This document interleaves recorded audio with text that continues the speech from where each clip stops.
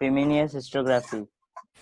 It means the restructuring of the history of perspective of women. The writing of Simon de Beauvoir helped in establishing the fundamental of feminism. She was French. The feminist historiography emphasized not only on the illusion of women in history, but also on the rethinking of the dominated perspective of history. देखो अभी हम लोग ने पिछले जो भी हम लोग ने हिस्टोरियोग्राफी का चैप्टर देखा, इसमें अभी तक हम लोग ने अलग अलग बातें देखी। एंशियंट टाइम में हिस्टोरियोग्राफी कैसी थी वो देखी, फिर मॉडर्न टाइम में कैसी थी वो देखी, फिर अभी हम लोग ने अलग अलग ऑथर्स देखे जिन्होंने हिस्ट्री के बारे में कैसे लिखना है इसके बारे में अलग अलग मेथड्स बताए। लेकिन अभी तक हमें ऐसा कुछ नहीं लिखा जहाँ के फीमेल्स के बारे में जहाँ तक लिखा हो। तो now we will study about feminist. Feminist मतलब अबाउट फीमेल्स। फीमेल्स के बारे में हिस्ट्री के बारे में लिखना कब स्टार्ट हुआ वो हम लोग अभी देखने वाले हैं। तो एक ऑथर है, फ्रेंच ऑथर, उनका नाम है साइमन दी ब्यूवार।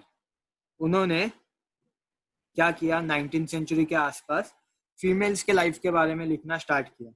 ओके, तो फीमेल्स, पहले हिस्ट्री में मेल डोमिनेंस होता था। मेल डोमिनेंस मतलब हिस्ट्री लिखते भी मेल्स थे और मोस्टली मेल्स के बारे में लिखते थे। वुमेन्स के बारे में हिस्ट्री में कुछ लिखा नहीं जाता था। तो साइमन दी ब्यूवार ने क्या किया, वुमेन्स के बारे में हिस्टोरिकल ट्रूथ्स जानने के लिए उन्होंने वुमेन्स की हिस्ट्री लिखनी स्टार्ट कर दी। ठीक है, तो अभी हम लोग देखेंगे कि इन्होंने क्या क्या लिखा। मोहम्मद पढ़ो, नेक्स्ट स्लाइड। सर वही स्लाइड भी, हाँ आएगा देखो। It of historical research to focus in depth on various aspects of women's life, such as their employment, the role of trade union, institution working for their cause, their family life, etc. In the historical writing after 1990, women were portrayed as an independent social class, देखो women of the world. तो Simon दी ब्यूवार ने क्या क्या किया, उन्होंने women's के life के various aspects के बारे में लिखना स्टार्ट किया। फॉर एग्जांपल एम्प्लॉयमेंट, मेल्स को जल्दी से एम्प्लॉयमेंट मिल जाती है, वुमेन्स को लेकिन नहीं मिलती। तो हिस्ट्री में, एंशियंट टाइम में, मेडिवल टाइम में वुमेन्स की एम्प्लॉयमेंट कैसी होती थी, वो कहाँ कहाँ पे काम करते थे, या फिर कहीं पे उनको जॉब मिलता था कि नहीं, वो घर में ही काम करते थे या बाहर जाके भी काम करते थे, इसके बारे में उन्होंने लिखना स्टार्ट किया। Their role in trade union. Trade union मतलब जो भी हमारा ट्रेड होता है, इकोनॉमिक्स होता है, उसका जो यूनियन होता है, जैसे कि टीचर्स का यूनियन होता है, फिर जो वर्कर्स होते हैं उनका यूनियन होता है। ऐसे कुछ अगर यूनियंस है, उसमें अगर वुमेन्स है तो उनका क्या रोल था, उन्होंने ऐसे यूनियंस में पार्ट लिया था क्या, ये सब चीज़ों के बारे में लिखना उन्होंने स्टार्ट किया। फिर क्या, institutions working of their cause and their family life. अगर वुमेन्स के बारे में पहले कोई इंस्टीट्यूशंस, मतलब जैसे कि अभी हम लोग को पता है वुमेन्स के हेल्प के लिए अलग अलग इंस्टीट्यूशंस काम करते हैं, गवर्नमेंट काम करती है, तो वैसे पहले कोई इंस्टीट्यूशन था क्या जो वुमेन्स के लिए काम करता था, या फिर वुमेन्स की फैमिली लाइफ पहले के ज़माने में कैसी थी, एंशियंट टाइम में, मेडिवल टाइम में कैसी थी, उसके बारे में लिखना साइमन दी ब्यूवार ने स्टार्ट किया। तो उसके वजह से क्या हुआ, अभी हिस्ट्री को एक नया एस्पेक्ट मिल गया। हिस्ट्री में वुमेन्स के बारे में लिखने जाना स्टार्ट हो गया। पहले हम लोग क्या देख रहे थे, एग्रीकल्चर के बारे में, फिर हम लोग ने देखा कि ट्रेड के बारे में, कम्युनिकेशन के बारे में कुछ साइंटिस्ट, हिस्टोरियंस ने बोला लिखने, लेकिन कभी भी ऐसा वुमेन्स के बारे में लिखने किसी ने नहीं बोला था। तो साइमन दी ब्यूवार की वजह से 1990 के बाद में वुमेन्स को एक अलग क्लास करके पोर्ट्रे किया जाता था। मतलब अगर हमें सोसाइटी में अलग अलग क्लास देखने, जैसे कि lower class people, higher class people, तो उसमें वुमेन्स को अलग क्लास देखा जाता है कि वुमेन्स एक अलग क्लास है, वुमेन्स को अलग अलग प्रॉब्लम फेस करने पड़ते हैं, इसके लिए वो एक अलग से क्लास हो गया, अलग से ह्यूमन टाइप हो गया। ऐसे वुमेन्स को देखा गया और उनके बारे में ज्यादा से ज्यादा लिखने के लिए स्टार्ट किया गया। ठीक है, नाउ श्रेयस रीड।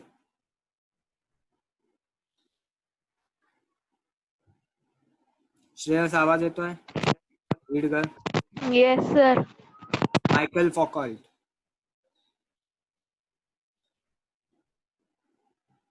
मला आवाज नाही येत श्रेयस तुझा। Hello, okay, I read Shreyas तुझा आवाज येत नाहीये. Sir, can I Michael read? फॉकल. Michael Foucault, the French historian of the 20th century, Michael Foucault brought forth a new concept in historiography. He, in his book Archaeology of Knowledge, argued that the prevailing practice of arranging historical events in a chronological order is not right. तो देखो अभी Michael फॉकॉल्ट 20th century में एक नया historian था. उन्होंने एक book लिखा था आर्कियोलॉजी ऑफ नॉलेज. ठीक है. ये बुक में उन्होंने क्या आर्ग्यू किया. आर्ग्यू मतलब क्या उन्होंने पॉइंट रखा कि हिस्ट्री के बारे में हम लोग कैसे लिखते हैं, इवेंट्स को क्रोनोलॉजी में लिखते हैं. फॉर एग्जांपल मैंने आपको स्टार्टिंग का एक स्लाइड बताया था जहाँ पे सब क्रोनोलॉजी में लिखा गया था कि एंशियंट टाइम में इंडिया में क्या था, इंडस वैली सिविलाइजेशन था. फिर बाद में मेडिवल टाइम में क्या हो गया, दिल्ली का सुल्तानेट आ गया या फिर मुगल एम्पायर आ गया. फिर बाद में मॉडर्न पीरियड में ब्रिटिश आ गए. तो ऐसे हम लोग जो क्रोनोलॉजिकल ऑर्डर में लिखते हैं दैट इज नॉट राइट. हम लोग को क्या करना चाहिए ये इन्होंने अभी बताया. देखो श्रेयस आता येत असेल आवाज तर वाच. मैं पढ़ूं. Sir, मैं पढ़ूं. ते He पढ़ो, brought अथर्व attention पढ़ो. to the fact that archaeology wait wait Atharv को मोहम्मद बोलने दो. अतरवर ने नहीं पढ़ा. अथर्व पढ़ो. He drew, yes, sir. He drew attention to the fact that archaeology does not strive to reach the ultimate historical truth, but attempts to explain various transitions in the past. Foucault felt that explaining the transition in a history is more important. He, he called his method the archaeology of knowledge. देखो अभी फॉकॉल्ट ने क्या किया. फॉकॉल्ट ने बोला कि chronological order लिखना right नहीं है, लेकिन क्रोनोलॉजी में ट्रांजिशन कैसे हो रहे हैं, क्यों हो रहे हैं. फॉर एग्जाम्पल इंडिया में ब्रिटिश लोग आए, फिर इंडिया को कुछ साल बाद इंडिपेंडेंस मिला. तो इंडिया में ब्रिटिश लोग आए, ये एक ट्रांजिशन हो गया. तो ब्रिटिश लोग कैसे आए, क्यों आए, किस वजह से आए, फिर इंडिया को इंडिपेंडेंस मिला, ये ट्रांजिशन हो गया. तो ट्रांजिशन के बारे में लिखना ज्यादा इंपॉर्टेंट है कि ट्रांजिशन कैसे हुआ, क्यों हुआ. तो rather than writing about the chronological order, Michael Foucault ने क्या बोला, you should explain the transition in the history. और उनके ये मेथड को उन्होंने क्या बोला था, आर्कियोलॉजी ऑफ नॉलेज. और उनकी जो बुक थी उसका नाम भी क्या था, आर्कियोलॉजी ऑफ नॉलेज. तो माइकल फॉकॉल्ट याद रखो, he is a French historian, ये याद रखो. और उन्होंने जो बुक लिखी है द आर्कियोलॉजी ऑफ नॉलेज उसको याद रखो. और बुक में उन्होंने क्या पॉइंट बोला है कि क्रोनोलॉजिकल ऑर्डर से हट के हमें क्या करना चाहिए, हिस्ट्री में अलग अलग ट्रांजिशन को एक्सप्लेन करना चाहिए, उनको इम्पोर्टेंस देना चाहिए. ओके मोहम्मद रीड करो. Foucault subjected the so far Acknow- unacknowledged, unacknowledged areas by historians such as psychological disorder, science of medicine, prison administration, etc. to historical analysis. Thus, the scope of historiography kept continuously expanding. तो देखो अभी Michael Foucault ने और क्या बोला कि history में बहुत सारे ऐसे एरियाज हैं जिनके बारे में अभी में हमें पता नहीं. For example psychological disorders, example science of medicine, या फिर प्रिजन मतलब जेल, प्रिजन का एडमिनिस्ट्रेशन. इसके बारे में हमें हिस्ट्री में क्या क्या आइडियाज थे, प्रिजन कैसे हुआ होता करता था, या फिर मेडिसिन कैसे बनाई जाती थी, साइकोलॉजिकल कोई डिसऑर्डर था क्या, इसके बारे में हमें कोई भी नॉलेज अभी तक नहीं पता. तो उन्होंने क्या बोला कि हिस्ट्री में जो भी अभी डॉक्यूमेंट अवेलेबल है, जो भी नॉलेज हमें अवेलेबल है, उसमें हमें एग्जामिन करना है कि साइकोलॉजिकल डिसऑर्डर्स के बारे में कहीं पे दिया है क्या, मेडिसिनल साइंस के बारे में कहीं पे दिया है क्या, या फिर प्रिजन एडमिनिस्ट्रेशन के बारे में कहीं पे दिया है क्या. तो उनके ये थॉट की वजह से क्या हुआ, हिस्ट्री का जो स्कोप है वो अभी बढ़ गया है.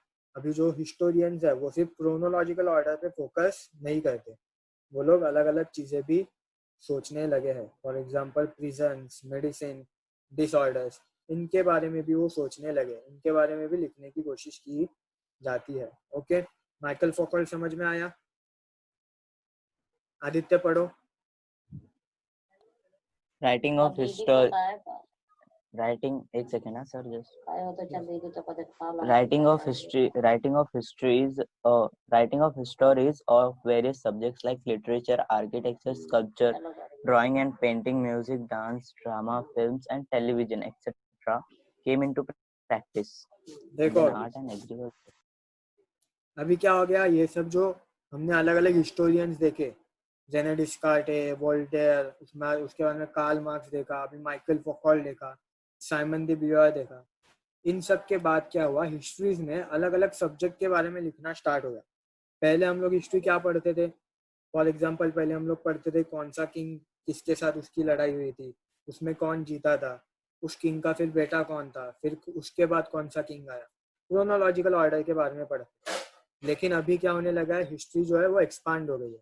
हम लोग हिस्ट्री में वेरियस लिटरेचर के बारे में, मतलब अगर हिस्ट्री में कोई बुक है तो वो बुक कैसे लिखी गई थी, बुक किसने लिखी थी उसके बारे में, या फिर आर्किटेक्चर, हिस्टोरिकल जो भी ऐसे आर्किटेक्चर रहते हैं उनके बारे में, या फिर कोई स्कल्पचर रहता है वॉल में, अगर कोई स्कल्पचर है तो वो कैसे किया गया होगा, किसने उसको फॉर्म किया होगा, कौन से किंग के पीरियड में वो होगा, या फिर पेंटिंग्स, हिस्टोरिकल पेंटिंग्स के बारे में, म्यूजिक या फिर डांस फॉर्म, जैसे कि आपको इंडिया के डांस फॉर्म पता होंगे, कथक या फिर भरतनाट्यम, ये डांस फॉर्म कहाँ से आए, कैसे आए, फिर फिल्म्स एंड टेलीविजन, इनकी जो हिस्ट्री है वो कैसे आई, ये सब अलग अलग सोर्सेस या फिर ये सब अलग अलग टॉपिक्स के बारे में लिखना स्टार्ट हो गया।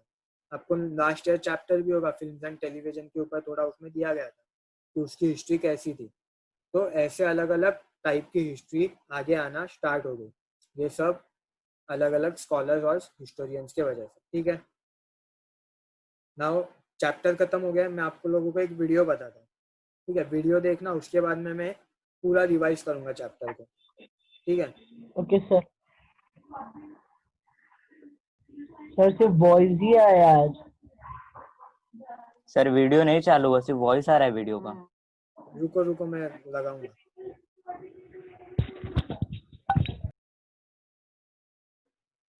दिख रहा है अभी?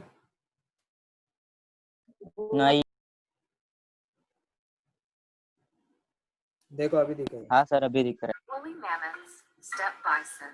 ये सब के वर्ड्स के बारे में। के वर्ड्स मतलब मैंने आपको बोला था एंशिएंट टाइम में लोग अपनी हिस्ट्री नहीं लिख पाते थे, तो वो लोग क्या करते थे, केव के अंदर अलग अलग वर्ड्स लिखते थे, अलग अलग ड्राइंग्स निकालते थे और उसके हिसाब से हमें उनकी हिस्ट्री पता चलती थी। तो ये सब के वर्ड्स के बारे में वीडियो एक नेशनल ज्योग्राफी का। once roamed alongside people across Eurasia. Tens of thousands of years later, we may have a glimpse into this Ice Age world through the cave art left behind by early humans.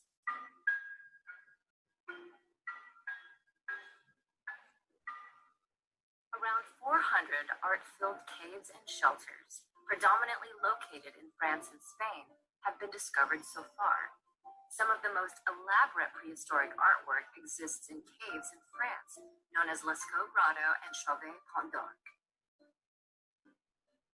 Cave art dates as far back as 65,000 years ago to the time of the Neanderthals. Though radiocarbon dating and other methods have revealed most art to be less than 40,000 years old and created by Homo sapiens. The majority of cave art depicts animals that humans would have encountered or hunted during the Ice Age, such as mammoths, horses, lions, aurochs, and deer. Some human figures and other symbols have also been discovered. Cave paintings were mostly created with red or black pigments made from rocks. Some artworks were painted directly onto cave walls, while some were first engraved into the stone with tools. Occasionally, the artists would follow the natural contours of the stone walls to accentuate an animal's features. Ever since the late 1800s, people have debated the meaning and purpose of cave art. Some scholars think cave paintings were created by shamans who would go deep into caves and enter a trance-like state, drawing animals they encountered in the spirit world. Symbols repeated across artworks may indicate that those symbols had agreed upon meanings among the artists. Thus, perhaps cave art also represents the earliest form of graphic communication. In reality, cave art may have been created for a variety of reasons. While we may never know with absolute certainty why cave art was made or the meaning behind individual paintings, these works give us insight into the evolving minds of our prehistoric ancestors and the world in which they lived.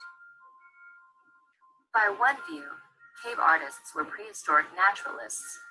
Their detailed drawings may teach us about the appearance and behavior of animals that have long been extinct. But perhaps more significant, a part of our never-ending quest to find out who we are and where we came from, cave art may provide evidence of a time when humans were first able to etch their thoughts in stone.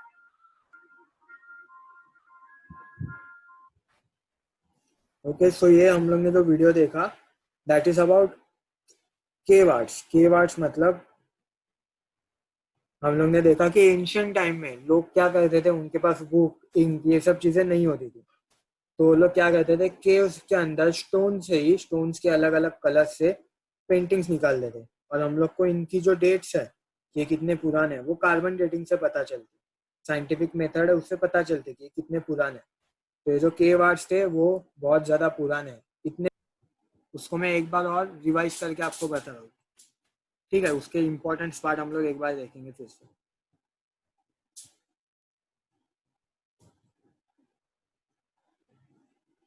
देखो सब लोग, यहाँ पे हम लोग ने starting में क्या देखा कि टाइमलाइन कैसा होता है. जीसस का जो बर्थ डेट होता है, सब लोग यहाँ पे ध्यान दो. मैं 5 मिनट में इसका रिवाइज करूंगा. सबका ध्यान यहाँ पे चाहिए, फिर मैं क्वेश्चन पूछने वाला हूँ. ठीक है, जीसस का जो बर्थ है वो ईयर हम लोग ने देखा था, वो फर्स्ट ईयर होता है. उसके बाद के जो ईयर्स है उसको बोला जाता है कॉमन एरा. उसके पीछे के ईयर बिफोर कॉमन एरा. ये पीछे के जो ईयर है सब, वो एंशिएंट पीरियड में आते हैं. इवन ये जो यहाँ के 500 ईयर्स है, 500 साल तक, वो भी एंशिएंट पीरियड में आते हैं. फिर 500 से लेके 1500 तक ये जो पीरियड है ये मिडिवल में आएगा. और इसके आगे का जो पीरियड है वो मॉडर्न में आएगा. ठीक है, तो हम लोग को क्या देखना है अभी, एंशिएंट का देखना है और उसके बाद में मॉडर्न देखना है. एंशिएंट टाइम में हिस्टोरियोग्राफी कैसी थी और मॉडर्न टाइम में कैसी थी. ठीक है, पहले हम लोग ने देखा हिस्ट्री और साइंस में क्या डिफरेंस है. तो उसमें हम लोग ने देखा कि हिस्ट्री जो है वो लैब में क्रिएट नहीं की जा सकती. वो एक मेन डिफरेंस है. हिस्ट्री में कोई लॉज नहीं बनाया जा सकता. ठीक है, फिर हम लोगों ने देखा कि हिस्ट्री को स्टडी करने के लिए क्या क्या इंपॉर्टेंट है. तो अलग अलग नॉलेज इंपॉर्टेंट है. हम लोग ने देखा फॉर एग्जांपल ये मैनस्क्रिप्ट और इनस्क्रिप्ट, मैनस्क्रिप्टोलॉजी का नॉलेज होना इंपॉर्टेंट है. ठीक है, उसके बाद में इंस्क्रिप्टोलॉजी का नॉलेज इंपॉर्टेंट है. और क्या क्या हम लोग ने देखा, देखो आर्कियोलॉजी का नॉलेज इंपॉर्टेंट है. उसके बाद में मैनस्क्रिप्टोलॉजी मतलब सॉफ्ट सरफेस के ऊपर लिखना, उसका नॉलेज इंपॉर्टेंट है. इंस्क्रिप्टोलॉजी मतलब हार्ड सरफेस के ऊपर, उसको क्या बोला जाता है, एपिग्राफी, उसका नॉलेज इंपॉर्टेंट है. न्यूमिस्मैटिक्स मतलब कॉइन्स को स्टडी करना, वो भी इंपॉर्टेंट है. और जीनियोलॉजी मतलब जो लिनिएज होता है उनको स्टडी करना भी इंपॉर्टेंट है. फिर हम लोग ने देखा एक बॉक्स दिया था सुमेर इंस्क्रिप्शन के बारे में, जो कि 4500 बिफोर कॉमन एरा, मतलब अभी के 2000 साल और 4500 साल, 6500 ईयर्स बिफोर का ये क्या है, इंस्क्रिप्शन मिला है, जो कि मेसोपोटामिया का सुमेर सिविलाइजेशन के बारे में. हमने देखा मेसोपोटामिया कहाँ पे आता था, यहाँ पे आता था, वेस्टर्न एशिया में आता था. फिर हम लोग ने और कुछ इंस्क्रिप्शन के पिक्चर्स देखे. फिर हम लोग ने देखा कि हिस्टोरियोग्राफी कैसे स्टार्ट हुई. तो उसके लिए हम लोग ने देखा कि एंशियंट टाइम में लोग कुछ लिख नहीं पाते थे. क्यों? उनके पास पेपर इंक नहीं होते थे. तो वो कहाँ पे लिखते थे, केव्स के अंदर लिखते थे. केव्स के अंदर पेंटिंग्स बनाते थे, या फिर कोई सॉन्ग्स याद रखते थे, स्टोरीज याद रखते थे. और वो स्टोरीज और सॉन्ग से हमें अलग अलग बातें पता चलती थी एंशियंट टाइम की. फिर हम लोगों ने देखा कि मॉडर्न हिस्टोरियोग्राफी कैसे स्टार्ट हुई. उसमें पहले हम लोगों ने देखा मॉडर्न हिस्टोरियोग्राफी के कैरेक्टरिस्टिक्स. 4 मेन कैरेक्टरिस्टिक्स है, हमेशा याद रखना है, ये चैप्टर का बहुत important question. What are the 4 main characteristics of modern historiography. क्या कैरेक्टरिस्टिक्स इंपॉर्टेंट है. पहला तो it begins with formation of questions. पहले हम लोग को क्वेश्चन फॉर्म करने पड़ते हैं कि हिस्ट्री में पर्टिकुलर थिंग कैसे हुई, कब हुई, क्यों हुई. फिर उसके आंसर्स, पहले तो उनके जो क्वेश्चन है वो एंथ्रोपोसेंट्रिक होने चाहिए, मतलब वो ह्यूमन से रिलेटेड होने चाहिए, सिर्फ ह्यूमंस, नॉट विद एनिमल्स. और उनमें और डिवाइन फिनोमिना में कोई भी कनेक्शन नहीं होना चाहिए. डिवाइन फिनोमिना मतलब गॉड, तो सिर्फ ह्यूमंस के बारे में होने चाहिए. गॉड और ह्यूमंस का कोई रिलेशन उसमें नहीं होना चाहिए. फिर हम लोगों ने क्या देखा, उसका जो आंसर होगा उसके लिए हमें कोई तो रिलायबल एविडेंस चाहिए. फॉर एग्जांपल मैनस्क्रिप्ट चाहिए कोई तो, या फिर इंस्क्रिप्ट चाहिए, कोई आर्कियोलॉजिकल एविडेंस चाहिए. तो हमें अगर कोई क्वेश्चन का आंसर करना है तो हमारे पास एविडेंस होना बहुत ज़्यादा इंपॉर्टेंट है. फिर लास्ट पॉइंट हमने देखा कि it present graph of Mankind journey. जो भी मॉडर्न हिस्टोरियोग्राफी है वो क्या करती है, मैनकाइंड का हमारा जर्नी, हमारा कैसा प्रोग्रेस हो रहा है उसके बारे में हमें बताती है। ठीक है, ये हम लोग ने 4 मैन कैरेक्टरिस्टिक्स देखे। हेरोडेटस देखा, एक ग्रीक हिस्टोरियन था जिसने ये हिस्ट्री टर्म किसने लाया, हेरोडेटस ने लाया। उसने अपने बुक में लिखा था, उसकी एक बुक थी द हिस्टोरीज, उसमें ये वर्ड लिखा था, इसके लिए हिस्ट्री ये टर्म कॉइन हुआ। फिर हम लोग ने देखा कि यूरोप में बहुत सारे स्कॉलर्स 17th-18th सेंचुरी में थे। ठीक है, तो पहले हमने देखा 18th सेंचुरी के पहले के स्कॉलर्स क्या करते थे, गॉड के बारे में ज्यादा सोचते थे, उनके बारे में ज्यादा लिखते थे। लेकिन उसके बाद के जो स्कॉलर्स थे, 18th सेंचुरी के जो स्कॉलर्स आए उसके बाद में, उन्होंने अलग अलग चीजों के बारे में लिखा। पहले तो हम लोगों ने देखा गॉटिंगन यूनिवर्सिटी, जिसमें पहली बार हिस्ट्री का डिपार्टमेंट आया था, जो कहाँ पे, जर्मन में। ठीक है, उसके पहले कहीं पे भी हिस्ट्री नहीं पढ़ाया जाता था। फिर हम लोग ने अलग अलग साइंटिस्ट देखे, उनके नाम, उनके बुक्स, इतना ही मैं आपको बता रहा हूँ।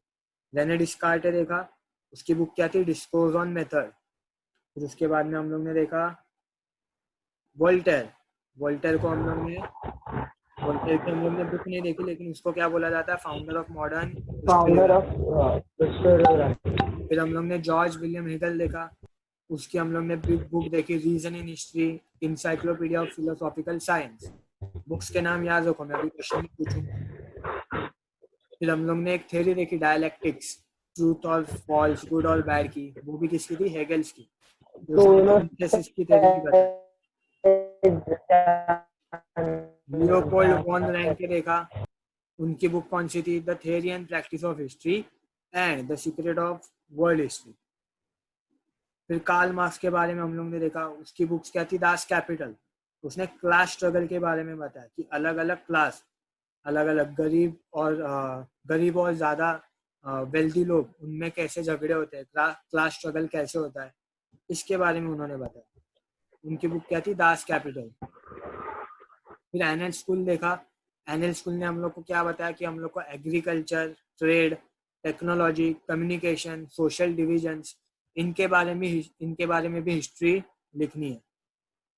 एग्रीकल्चर के बारे में, ट्रेड के बारे में, टेक्नोलॉजी के बारे में, कम्युनिकेशन के बारे में। ठीक है, फिर आज हम लोग ने फेमिनिस्ट देखा, जिसमें हम लोग ने देखा साइमन दी बियर, उन्होंने क्या बोला कि फेमिनिस्ट मतलब वुमन के बारे में भी हिस्ट्री हम लोग को देखनी है। वुमेन्स की लाइफ कैसे थी, उनकी एम्प्लॉयमेंट कैसे थी, उनकी फैमिली लाइफ कैसे थी, इसके बारे में भी हम लोग को हिस्ट्री लिखनी है।